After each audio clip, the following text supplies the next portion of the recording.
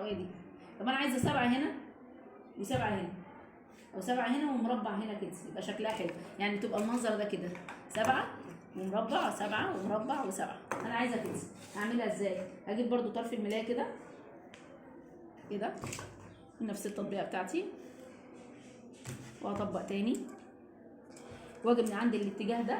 لو انا عايزه المربع بتاعي ده قد المسافه بتاعت ال7 دي، هعملها من النص بالظبط. لو المربع قد المسافه دي من النص بالظبط. المربع صغير يبقى انا هتخش حته صغيره، اخش 5 6 سم، وهنزل 7 خط مستقيم بالمسطره. هنزل 7 خط مستقيم كده بالمسطره. هعمل كده بالمسطره عشان تبقى احسن. تمام. وهعمل كده، وما تلفيش ايدك وانت بتعملي. عملت دي كده تقومي كاسره كده، ما تلفيش ايدك بالدوران، وهتديني الشكل ده كده. ده كده شكل تاني. بس دايما الشكل ده برضو لازم يبقى تحتيه حاجه، دايما بيبقى تحتيه حاجه، والشكل ده تحتيه حاجه.